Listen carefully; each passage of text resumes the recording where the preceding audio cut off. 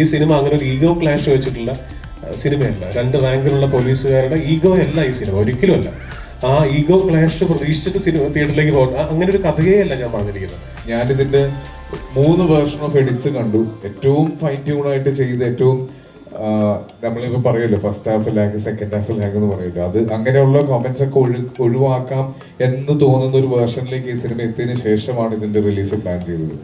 ഈ പടം ആദ്യമേ അനൗൺസ് ചെയ്യുന്ന സമയത്ത് ഇങ്ങനെ ചേട്ടൻ്റെ ഫിലിം ബിജു മേനോൻ ആസിഫ് അലി എന്നൊക്കെ പറഞ്ഞപ്പോൾ ഞാൻ ഇങ്ങനെ വെറുതെ മനസ്സിലിങ്ങനെ വിചാരിച്ചു, ജിസ്റ്റേട്ടൻ കഴിഞ്ഞ ഇന്നാള് അതിന് ഈ അനൗൺസ് ചെയ്യുന്നതിന് കുറച്ച് നാളുകൾക്ക് മുമ്പ് എന്തോ ഒരു ഇവന്റിന് കണ്ടായിരുന്നു. അപ്പൊ ഞാനിങ്ങനെ മനസ്സിലോർത്ത് ജിസ്റ്റേട്ടൻ പടം ചെയ്യാണല്ലോ, എന്നെ ഒന്നും വിളിച്ചില്ലല്ലോ. ബിജുചേട്ടൻ എനിക്ക് ഒരു സിനിമ ഒരു സഹപ്രവർത്തകൻ എന്നുള്ളതിനേക്കാളൊക്കെ ഒരുപാട് വലിയ സ്പേസ് എനിക്ക് തന്നിട്ടുണ്ട്. എന്നെ വളരെ സ്നേഹത്തോടെ കൊച്ചേർക്കാന്നാണ് എപ്പോഴും ബിജുചേട്ടൻ വിളിക്കാറുള്ളത്. ഈ സ്ഥിരം പോലീസ് വേഷം ചെയ്യുന്നു പറയുന്നവർക്ക് അത് പറയാനല്ലേ പറ്റുള്ളൂ, വേഷം തരാൻ പറ്റില്ലല്ലോ.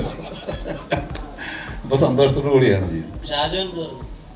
ഷാജോൺ എന്ത് പറയാനാ, ഷാജോൺ സന്തോഷം, അവൻ ഊരിയിട്ട് ഉപ്പായി ഇപ്പൊ എന്താ ചെത്തായി. ട്രെയിലർ കണ്ടില്ലേ ടപ്പോടെ അല്ലേ, എന്നിട്ട് ഈ ചോദ്യം ചോദിക്കണല്ലേ. എല്ലാ ജോണറുകളും ആസിഫ് അലി ഉണ്ട്. So what makes Asif Ali special എന്ന് ചോദിച്ചാൽ എന്താ പറയാ? ആസിഫ് അലിയുടെ ടാലന്റ് തന്നെയാണ്. That makes Asif Ali special for me.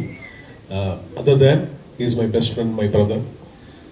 Talent തന്നെയാണ് ഓരോ സിനിമയിലും. നമ്മൾ ഇപ്പം ഞാൻ പറയാം, ഞാൻ ചെയ്യാത്ത ഇപ്പോൾ സൺഡേ ഹോളിഡേയും വിജയ് സൂപ്പറും പൗർണമിയൊക്കെ ആസിഫിന് വളരെ ഈസി ആയിട്ട് ചെയ്യാൻ പറ്റുന്ന കഥാപാത്രങ്ങൾ. അതല്ലാതെ ഇപ്പോൾ നമുക്ക് പേര് പെട്ടെന്ന് പറഞ്ഞാൽ കെട്ടിയുള്ള മാലാഖയിലെ ശ്രീവാച്ചനും പിന്നെ ഉയരയിലെ ഗോവിന്ദും ഒക്കെ കാണുമ്പോൾ ഒരു സുഹൃത്തിനപ്പുറം നമുക്ക് തോന്നുന്ന ഒരു ഇഷ്ടമുണ്ടല്ലോ. ആ ഇഷ്ടം തന്നെയാണ് വീണ്ടും വീണ്ടും എനിക്ക് ആസിഫിനെ വെച്ച് സിനിമകൾ ചെയ്യാൻ തോന്നുന്നത്.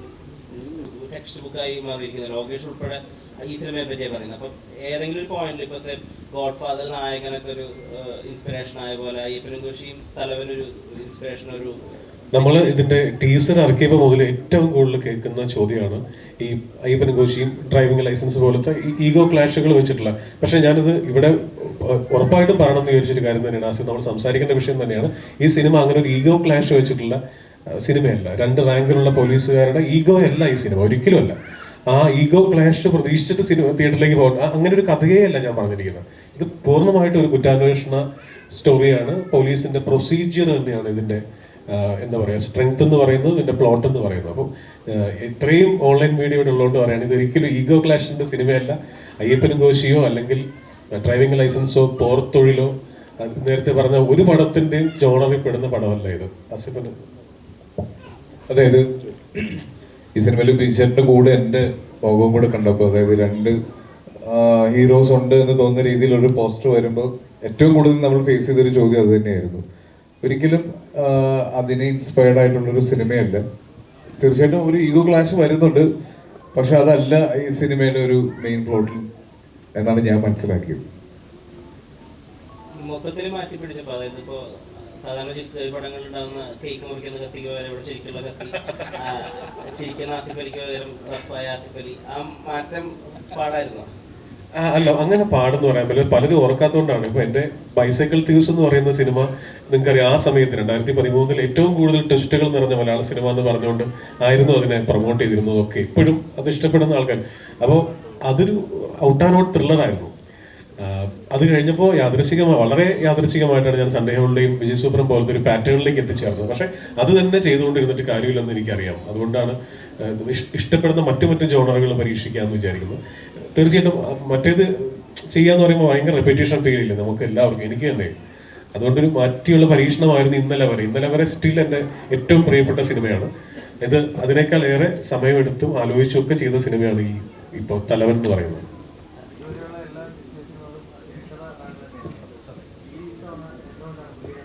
നല്ല ചോദ്യം. ഇതുവരെയുള്ള സിനിമകളിലൊക്കെ തിരക്കഥ ഞാൻ തന്നെയായിരുന്നു.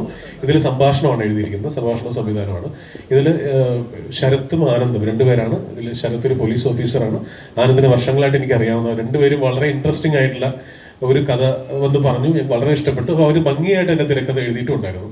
അപ്പോൾ അതിനകത്ത് നമുക്കൊന്നും ചെയ്യാനില്ല, രസമായിട്ട് തന്നെ അവർ എൻ്റെ തിരക്കഥ എഴുതിയിട്ടുണ്ട്. എനിക്ക് ജസ്റ്റ് ഒന്ന് ഫൈൻ ട്യൂൺ ചെയ്യേണ്ട ജോലി മാത്രമേ ഉണ്ടായിരുന്നുള്ളൂ, പിന്നെ സംഭാഷണങ്ങൾ എഴുതുന്ന ജോലി.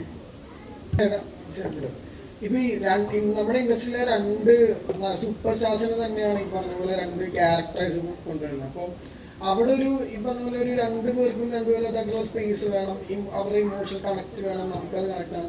സോ അതിന് വേണ്ടിയുള്ള പ്രിപ്പറേഷൻസ് ഉണ്ടാവല്ലോ. കാരണം സ്ക്രീൻ പ്ലേ സെക്കൻഡ് എഴുതാത്തപ്പോൾ അതിന്റെ കൺഫ്യൂഷൻസ് എന്തെങ്കിലും ഉണ്ടായിരുന്നു? അല്ല, അങ്ങനെ സ്ക്രീൻ പ്ലേ എഴുതാത്തപ്പോൾ എന്നുള്ളതല്ല, അത് സെറ്റിലേക്ക് വന്നിട്ട് എവറി ഡേ ഞാൻ അത് ആ പ്രോസസ്സിലുണ്ടായിരുന്നു. ഈവൻ എവറി ഡേ വാസവനൊക്കെ അറിയാം, നമ്മളത് ഇവരുടെ പെർഫോമൻസ് അനുസരിച്ച് മാറ്റി എഴുതാത്ത ഒരു ദിവസം പോലും ഇല്ല, ഒരു സീൻ പോലും ഇല്ല. നല്ല ചോദ്യമാണ്. അതായത് ഇപ്പോഴും ഈ രണ്ട് മാർക്കറ്റ് വാല്യൂ ഉള്ള രണ്ട് ആർട്ടിസ്റ്റുകൾ പ്രധാന മുഖങ്ങളായിട്ട്, മറ്റു മുഖങ്ങളുണ്ട്, പ്രധാന മുഖങ്ങളായിട്ട് നിൽക്കുമ്പോൾ അവരെ ഒരുപോലെ കൊണ്ടുപോകുക എന്ന് പറയുന്നത് വളരെ ടഫസ്റ്റ് ആയിട്ടുള്ള ജോലിയാണ്. രണ്ടും ബാലൻസ് ചെയ്ത് അവസാനം വരെ കൊണ്ടുപോകാന്നുള്ളത്. എനിക്ക് തോന്നുന്നു നമ്മൾ സിനിമ റിലീസാവാൻ ഒരു 8 ദിവസം കൂടി 9 ദിവസം കൂടി ഉണ്ട്. വേറെ ഒരു ക്ലെയിമിങ് ഞാൻ ഇവിടെ ചെയ്യുന്നില്ല. ഭയങ്കര ഉദാത്തമായ ഒന്നുമില്ല. നിങ്ങൾ കണ്ടിട്ട് പറയൂ, നിങ്ങളാണ് പറയേണ്ടത്. അല്ല, പ്രേക്ഷകൻ കണ്ടിട്ടാണ് നമ്മൾ എത്രത്തോളം ചെയ്തത് ശരിയാണ്, ഇത് ബാലൻസ് ചെയ്ത് കൊണ്ടുപോകാൻ പറ്റിയിട്ടുണ്ടോ എന്നൊക്കെ. ഞാൻ ശ്രമിച്ചിട്ടുണ്ട്, ബാക്കി നിങ്ങൾ കണ്ടിട്ട് പറയൂ. അദ്ദേഹത്തിന്റെ ഒരു ഏറ്റവും നിങ്ങളെ കാണിക്കുന്നതിനൊക്കെ മുമ്പ് ഒരു എഡിറ്റിന്റെ ഒരു രീതി ഉണ്ടല്ലോ, വീട്ടിൽ പടം ഇട്ട് കണ്ടിട്ട് എല്ലാം ക്രൂരനായി എഡിറ്റ് ചെയ്ത് കളയുന്ന ഒരു രീതി, അത് തലവനിലും ഉണ്ടായിരുന്നു.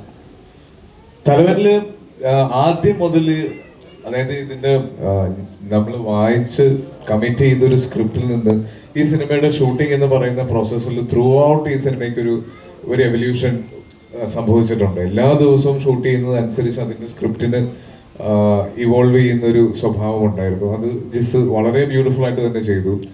ആ ഷൂട്ട് ചെയ്ത സിനിമയിൽ നിന്ന് ഒരുപാട് ഫൈൻ ട്യൂൺ ചെയ്യാൻ ഇതിന്റെ ഫൈനൽ എഡിറ്റിലേക്ക്, ഇപ്പൊ ഈ സിനിമയുടെ ഷൂട്ട് കഴിഞ്ഞിട്ട് എന്താണ് ഇത്രയും ദിവസം ഇതിന്റെ റിലീസിന് എടുത്തത് എന്ന് ചോദിച്ചതിന് ഒരു മറുപടി ഇതിന്റെ ഈ ഫൈൻ ട്യൂണിങ് തന്നെയാണ്. എനിക്ക് നേരത്തെ ഞാൻ എടുത്ത് പറയണമെന്ന് ആഗ്രഹിച്ചതാണ് സൂരജിനെ പറ്റിയിട്ട്. ഓരോ പ്രാവശ്യം ഞാൻ ജിസിന് ഇതുപോലെ എവിടെയാണ് എന്ന് ചോദിച്ച് വിളിക്കുമ്പോഴും സൂരജിന്റെ കൂടെയാണ് ഇരുന്ന് ഓരോ ഫോർമാറ്റും ഞാനിതിന്റെ 3 വേർഷൻ ഓഫ് എഡിറ്റ്സ് കണ്ടു. ഏറ്റവും ഫൈൻ ട്യൂൺ ആയിട്ട് ചെയ്ത്, ഏറ്റവും നമ്മളിപ്പോ പറയല്ലോ first half lag second half lag എന്ന് പറയല്ലോ, അത് അങ്ങനെയുള്ള കമന്റ്സ് ഒക്കെ ഒഴിവാക്കാം എന്ന് തോന്നുന്ന ഒരു വേർഷനിലേക്ക് ഈ സിനിമ എത്തിയതിനു ശേഷമാണ് ഇതിന്റെ റിലീസ് പ്ലാൻ ചെയ്തത്. അപ്പോൾ ഒരു കണ്ണിച്ചോര ഇല്ലാണ്ട് ഒരുപാട് കാര്യങ്ങൾ ഇദ്ദേഹം കട്ട് ചെയ്ത് കളഞ്ഞിട്ടുണ്ട്. എന്റെ വീട്ടിൽ നിന്ന് സാധാരണ നിങ്ങളൊക്കെ ഉണ്ട്, ഞാൻ കേട്ടു ആ ചോദ്യം. ഈ സിനിമ വരെ എന്റെ വീട്ടിൽ നിന്ന് ഞാൻ പോകുമ്പോൾ വൈഫും ഒക്കെ ചോദിക്കുന്നത് മീറ്റിംഗ് ഉണ്ടല്ലേ എന്നുള്ളായിരുന്നു. പക്ഷെ ഇതിന്റെ പോസ്റ്റ് പ്രൊഡക്ഷൻ തുടങ്ങി കഴിഞ്ഞപ്പോൾ ആ ചോദ്യം മാറി എഡിറ്റിംഗ് ഉണ്ടല്ലേ, അങ്ങനെ മാറി. അതിപ്പോ ഈ വിജുചേട്ടനായിട്ടുള്ള അസോസിയേഷൻ ഇപ്പം അനുരാഗരിക്കുമ്പോൾ ചെയ്യുമ്പോൾ അത് പുതിയൊരു ജോണർ, അതായത് ലവ് സ്റ്റോറിയിൽ തന്നെ പുതിയൊരു kind of love story open ആണ്. വെള്ളിമൂങ്ങ ഉണ്ടാക്കിയ ഒരു ജോണർ ഷിഫ്റ്റ് നമുക്കറിയാം. അങ്ങനെയുള്ള തമാശകൾ വന്നതാണ്. അപ്പം ആ മനുഷ്യനായിട്ടുള്ള അസോസിയേഷൻ ആക്ടർ എന്നുള്ള രീതിയിലും ഹ്യൂമൻ ബീങ് എന്നുള്ള രീതിയിലും അത് ഇപ്പൊ എത്രത്തോളം മാറിയിട്ടുണ്ട് ആ റാപ്പൊക്കെ? വിജയേട്ടൻ എനിക്ക് ഒരു സിനിമ ഒരു സഹപ്രവർത്തകൻ എന്നുള്ളതിനേക്കാളൊക്കെ ഒരുപാട് വലിയ സ്പേസ് എനിക്ക് തന്നിട്ടുണ്ട്. എന്നെ വളരെ സ്നേഹത്തോടെ കൊച്ചിറക്കാന്നാണ് എപ്പോഴും ബീച്ചേട്ടൻ വിളിക്കാറുള്ളത്. അത് ബീച്ചേട്ടൻ്റെ കൂടെ ഷൂട്ട് ചെയ്യുന്ന സമയത്ത് ലൊക്കേഷനിലാണെങ്കിലും ഷൂട്ട് കഴിഞ്ഞിട്ടുള്ള നമ്മുടെ ഹോട്ടലിലുള്ള സമയമൊക്കെ ആണെങ്കിലും എല്ലാം ഒരു മെമ്മറബിൾ ആയിട്ടുള്ള സമയമാക്കി അദ്ദേഹം മാറ്റിയിരിക്കും എന്നുള്ള കാര്യത്തിന്റെ അത് ഒരു സംശയമില്ല. ഒരുപാട് ആസ്വദിച്ച് ജീവിക്കുന്ന ഒരു മനുഷ്യനാണ്. ഈ സിനിമയിലേക്ക് വരുമ്പോൾ ബീച്ചറിനെ പറ്റി എടുത്ത് ഒരുപാട് പോലീസ് വേഷങ്ങൾ ഇതിനു മുന്നേ ചെയ്തിട്ടുള്ള ഒരാളാണ്. ബീച്ചറിന്റെ ഫാദർ ഒരു പോലീസ് ഓഫീസർ ആയിരുന്നു. ബീച്ചറിന്റെ ഒരു നല്ല പ്രായം വരെ അദ്ദേഹം വളർന്നത് പോലീസ് ക്വാർട്ടേഴ്സിലാണ്. അതുകൊണ്ട് നമ്മളെക്കാളൊക്കെ പോലീസുകാരെ പറ്റിയും അവരുടെ രീതികളെ പറ്റിയൊക്കെ വളരെ കൃത്യമായി അറിയാവുന്ന ഒരാളാണ് ബീച്ചേട്ടൻ. അപ്പൊ ബീച്ചേട്ടൻ ഒരു പോലീസ് സിനിമ കമ്മിറ്റ് ചെയ്യുമ്പോൾ ആ സിനിമയിൽ അല്ലെങ്കിൽ ആ ക്യാരക്ടറിന് അദ്ദേഹം എന്തെങ്കിലും ഒരു പ്രത്യേകത കാണാതെ ചെയ്യില്ല എന്ന് എനിക്കൊരു ഉറപ്പുണ്ട്. അപ്പൊ ഈ സിനിമയുടെ ഭാഗമായി അദ്ദേഹം വന്നപ്പോൾ അതും വലിയൊരു ധൈര്യമായിരുന്നു.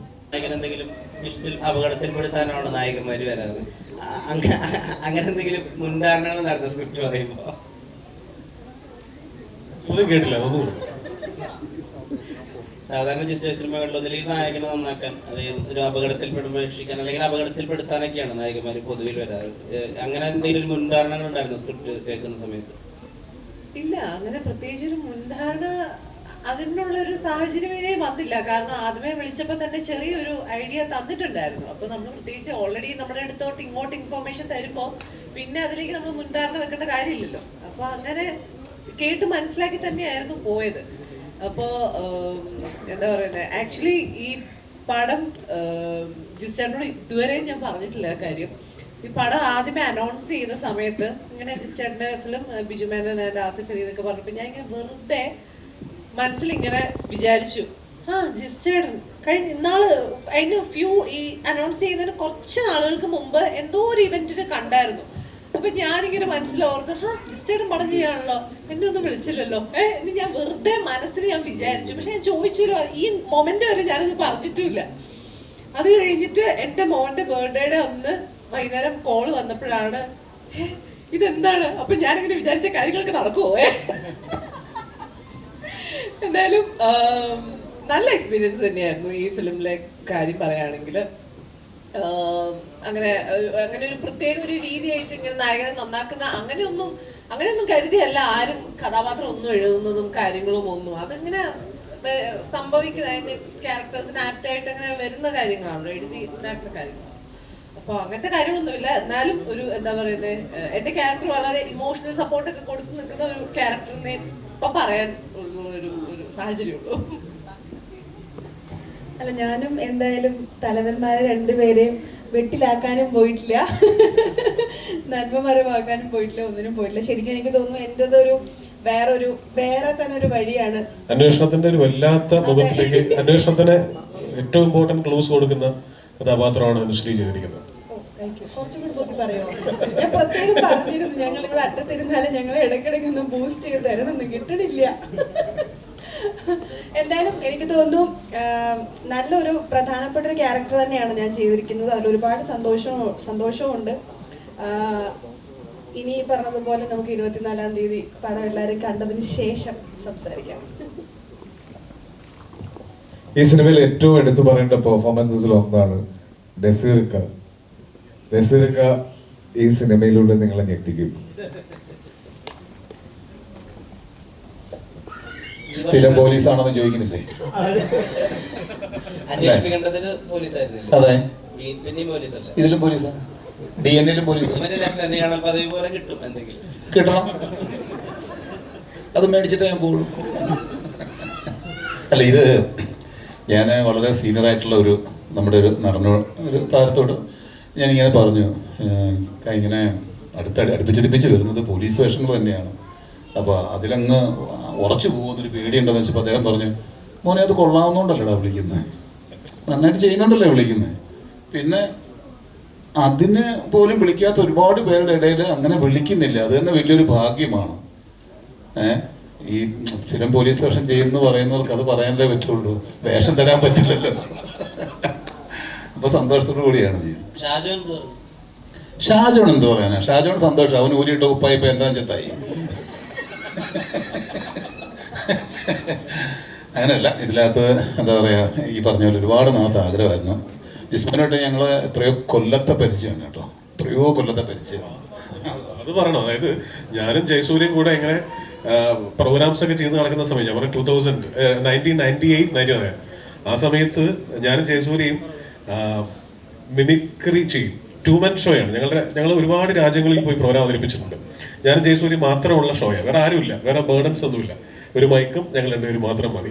അപ്പൊ അങ്ങനെ ഞങ്ങൾ നടക്കുന്നിടയിൽ ഞങ്ങളുടെ പാർട്ട്ണർഷിപ്പിന് ആദ്യം പിരിച്ചത് ഈ മനുഷ്യനാണ്. അത് അവന് നസീർക്കയുടെ ട്രൂപ്പില് ഡിസ്കവറി അല്ലേ, കൊച്ചിൻ ഡിസ്കവറി എന്ന് പറയുന്ന അന്ന് എല്ലാ മിമിക്രി കലാകാരന്മാരും ഈ ട്രൂപ്പിൽ ഒരു അംഗമാകാൻ വേണ്ടി കൊതിച്ചിരുന്നൊരു സമയമുണ്ട്. ആ സമയത്ത് ജയസൂര്യക്ക് നസീർക്ക അതിലൊരു ആ ട്രൂപ്പിൽ ഒരു അംഗമാക്കി. അങ്ങനെയാണ് ഞങ്ങളുടെ പാർട്ട്ണർഷിപ്പ് ആദ്യം പൊളിയുന്നത്.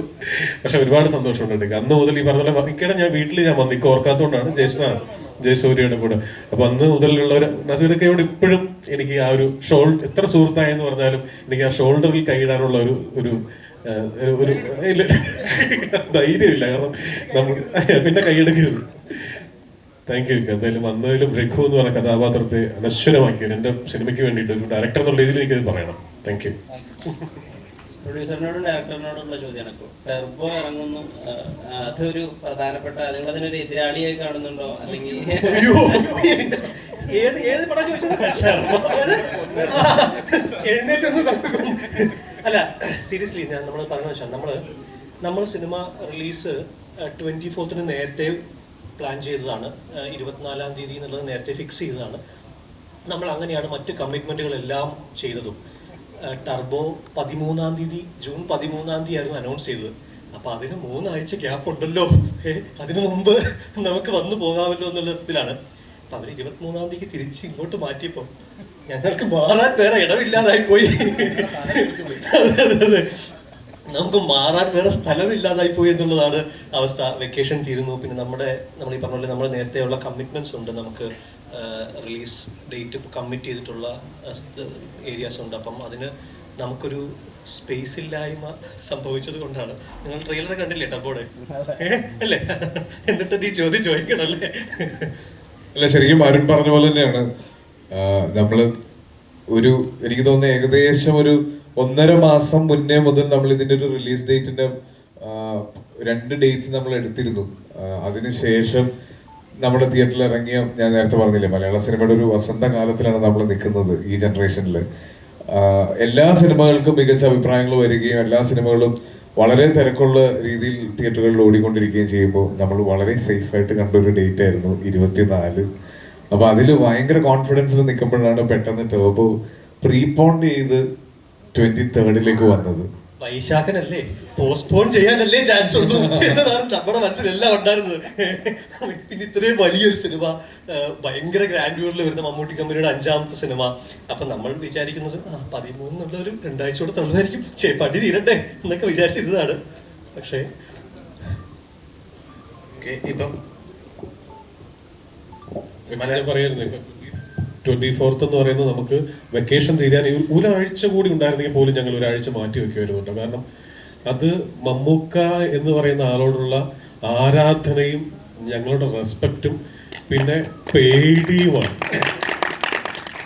കാരണം അറിയാലോ, ഒന്നും കൂടുതലൊന്നും പറയാൻ. മലയാള സിനിമയുടെ വസന്തകാലം എന്ന് പറഞ്ഞാൽ തന്നെയാണ് മമ്മൂക്കയുടെയും ഏറ്റവും ഗോൾഡൻ പീരീഡിലൂടെയാണ് നമുക്ക് എന്ന ആക്ടർ. നമ്മൾ വളരെ ഹ്യൂജ് ഫാൻസ് ആയിട്ടുള്ള ആൾക്കാരാണ്. അപ്പോൾ നമ്മളും അദ്ദേഹത്തിനെ വളരെ റെസ്പെക്റ്റോടെയും അല്ലെങ്കിൽ അദ്ദേഹത്തിന് ഏറ്റവും എന്താ പറയുക, ഭയങ്കര വൈവിധ്യമാർന്ന ക്യാരക്ടറായിട്ട് ഭയങ്കര ഡിഫറെൻ്റ് ആയിട്ടുള്ള സിനിമകളുമായിട്ടാണ് മമ്മൂട്ടി കമ്പനി വരുന്നതും മമ്മൂക്ക വരുന്നതും. തീർച്ചയായിട്ടും അതൊരു അങ്ങനൊരു തരത്തിൽ നമ്മൾ ആലോചനയിൽ വെക്കേഷൻ കഴിഞ്ഞ് 3-ാം തീയതി മുതൽ സ്കൂൾ തുറക്കുന്നു, 5-ാം തീയതി ഇലക്ഷൻ റിസൾട്ട് വരുന്നു, മഴ വരാൻ പോകുന്നു.